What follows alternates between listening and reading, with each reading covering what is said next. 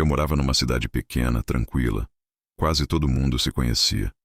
E no fim da rua onde eu cresci tinha uma casa, uma daquelas antigas, com janelas de madeira e cortinas sempre fechadas. As crianças diziam que era mal assombrada. Os adultos riam, mas ninguém se aproximava. Eu nunca dei bola para essas histórias. Até o dia em que precisei entrar nela.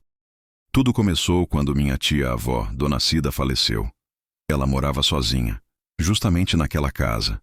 A família decidiu que eu ficaria responsável por ir até lá, ver o que dava para aproveitar, tirar documentos, essas coisas. A casa estava fechada havia meses. Lembro de chegar em frente ao portão e sentir o ar pesado, como se o tempo ali tivesse parado. As janelas estavam cobertas de poeira, e o vento fazia a porta bater devagar, como se alguém estivesse empurrando de dentro. Peguei a chave e entrei. O cheiro era estranho. Não era só mofo. Tinha algo doce demais, enjoativo. Os móveis estavam cobertos com lençóis brancos, e tudo parecia exatamente como ela deixou. Mas o que me deu calafrios foi o relógio de parede. Ele ainda funcionava. Marcava 3h23. O ponteiro não se movia. Mas o tic-tac continuava. No primeiro dia achei que fosse coisa da minha cabeça. Mas naquela noite, enquanto separava os papéis, ouvi passos no corredor. Pensei que fosse algum vizinho ou o vento. Mas o som era nítido. Alguém descalço, andando devagar no assoalho de madeira. Chamei. Tem alguém aí? Silêncio. De repente, o relógio começou a bater 3 vezes. 3 badaladas secas. Mas quando olhei, ainda marcava 3h23. O barulho veio de novo. Passos. E então, uma risada baixa, vindo do quarto dos fundos. Fui até lá com o coração disparado. A porta estava entreaberta. Empurrei devagar e vi o espelho grande de moldura dourada. O mesmo espelho que minha tia usava desde jovem. Só que ele estava coberto por dentro, como se tivesse neblina no vidro. E bem no meio começou a surgir uma marca de mão, como se alguém encostasse do outro lado. Saí correndo, bati a porta e dormi no sofá da sala.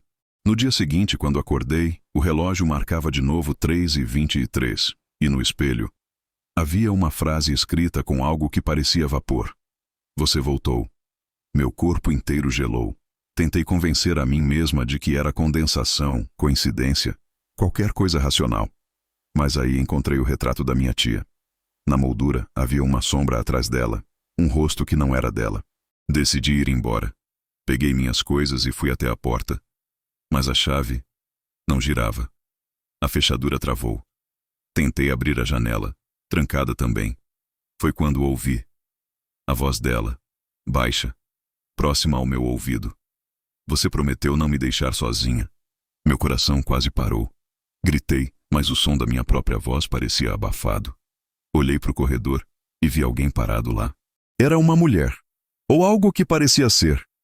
O rosto pálido, o cabelo molhado, o vestido antigo e encharcado. Ela me olhava como se me conhecesse. Deu um passo para frente. E outro. Até que parou bem na minha frente e sussurrou. 3h23. Nesse instante, o relógio começou a bater sem parar. As paredes tremiam, o espelho rachou e a luz se apagou.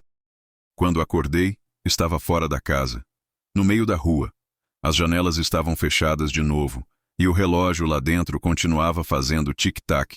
Nunca contei isso para ninguém, mas às vezes, às 3h23 da manhã, o som do relógio volta na minha cabeça, e eu juro que ouço a voz dela me chamando. Você prometeu. Tem coisas que a gente só acredita vendo, e mesmo vendo, ainda duvida do que enxergou.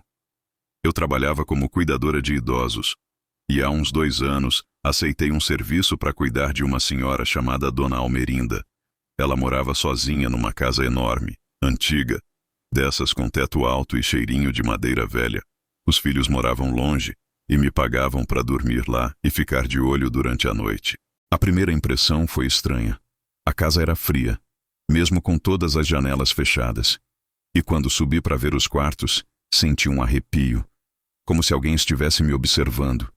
Dona Almerinda me olhou bem sério e disse: só não entre no quarto dos fundos, entendeu? Eu achei que fosse brincadeira, mas o olhar dela era de medo. Na primeira noite tudo parecia normal. Ela dormiu cedo e eu fiquei na sala assistindo TV. Por volta das 2:30, ouvi algo como passos no andar de cima, lentos, arrastados.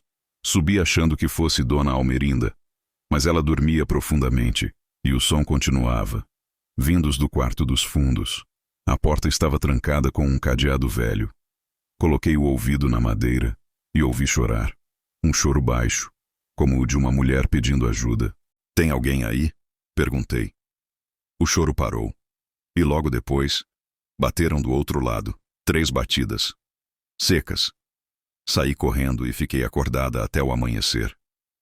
No dia seguinte perguntei para Dona Almerinda quem morava naquele quarto. Ela baixou a cabeça e respondeu: "Ninguém mora lá, ninguém mais." Depois disso, ela ficou estranha. Falava sozinha. Chamava alguém chamada Lúcia. E às vezes, de madrugada, eu ouvia ela conversando com alguém dentro do quarto trancado. Uma noite, não aguentei. Peguei uma faca da cozinha, subi as escadas devagar e fui até a porta dos fundos. O cadeado estava aberto. Empurrei a porta. O ar lá dentro era gelado, pesado. Tinha um cheiro de mofo e flores murchas. No meio do quarto, uma cadeira de balanço, se mexendo sozinha. E na parede, fotos antigas. Em todas, Dona Almerinda estava sorrindo. Ao lado de uma mulher jovem, de cabelos longos e escuros. Atrás das fotos, nomes rabiscados. Lúcia, 1979. Foi então que ouvi passos atrás de mim. Virei rápido e vi uma mulher parada no canto, pálida, com olhos fundos e cabelos colados ao rosto. Ela não se mexia, só me olhava. Quando dei um passo para trás, a cadeira de balanço parou. E a mulher sorriu. Um sorriso torto, gelado. Ela prometeu que ia voltar, disse com uma voz que não parecia humana. As luzes piscavam. A porta se fechou sozinha, e Dona Almerinda começou a gritar do quarto ao lado. "Lúcia, não! Não de novo!" Bati na porta, tentei sair, mas ela não abria. A mulher vinha vindo devagar, arrastando o pé, como se o chão grudasse nela. Os olhos dela escorriam lágrimas pretas. De repente, tudo apagou. Acordei de manhã, caída no corredor. A porta do quarto dos fundos estava lacrada. E Dona Almerinda tinha morrido durante a noite. Os filhos chamaram a polícia, mas disseram que ela teve um ataque cardíaco. Eu nunca contei o que vi. Dias depois, voltei para buscar minhas coisas. Antes de ir embora, olhei pela janela e vi a cadeira de balanço, mexendo sozinha. E por um instante, juro que ouvi alguém sussurrar meu nome. Nunca acreditei em maldição de andar, número de azar, essas coisas. Até morar no prédio do centro, bem no coração da cidade. Era um prédio antigo, daqueles com elevador estreito e barulho de encanamento que não para nunca. Eu aluguei um apartamento no 13º andar. Ninguém queria por superstição, o que me fez pensar, ótimo negócio, barato e silencioso. Os primeiros dias foram normais, mas a partir da segunda semana, começaram a acontecer pequenas coisas que me deixavam inquieto. No primeiro episódio, eu estava tomando banho e ouvi batidas na porta. Batidas leves, ritmadas, 3 vezes. Achei que fosse o vizinho, mas quando abri, nada. O corredor estava vazio e o barulho sumiu. Naquela mesma noite, acordei com o som do elevador se movendo sozinho. Olhei pela porta do apartamento e ele subia e descia, mesmo sem ninguém chamando. No começo, tentei racionalizar. Vento, prédio velho, encanamento. Mas logo percebi que era algo diferente. Uma noite, trabalhando no computador, ouvi um sussurro bem baixinho. "Você não devia estar aqui." Olhei ao redor, mas o apartamento estava vazio. Tentei ignorar. Até que senti um toque frio no ombro, como se alguém tivesse encostado. E ninguém estava lá. No dia seguinte, conversei com a vizinha do andar de baixo. "Você mora no 13, né?" "Sim. Mas isso não é superstição." "Não é superstição. Eles dizem que todo apartamento que fica vazio nesse andar por mais de um mês, alguém fica preso lá dentro. E às vezes tenta sair." Fiquei arrepiado, mas achei história de velho. As coisas começaram a piorar depois da meia-noite. Eu ouvia passos no corredor, porta do apartamento se abrindo e fechando sozinha, e um cheiro doce e podre vinha do elevador. Uma noite, decidi gravar tudo com meu celular. Deitei na cama, coloquei o aparelho virado para a porta e tentei dormir. No vídeo, mais tarde, ouvi respirações longas e baixas, e na porta do apartamento, uma sombra de mulher parecia se arrastar pelo chão. Ela tinha cabelos longos e desgrenhados, e o vestido parecia flutuar. Tentei confrontar o que via. Coloquei a mão na maçaneta da porta e senti uma força que me empurrou para trás, como se quisesse me impedir de sair. Foi então que ouvi o sussurro de novo, bem próximo do meu ouvido. Não deveria estar aqui. Agora você vai ficar. Acordei suado e o telefone não funcionava. A luz piscava. E no reflexo da janela, eu vi meu próprio corpo deitado na cama. Mas alguém estava sentado no meu colo. No dia seguinte, saí correndo. Não voltei. O apartamento está vazio até hoje. E sempre que passo perto do prédio, à noite, no 13º andar, vejo uma luz fraca acesa e o elevador se movendo sozinho.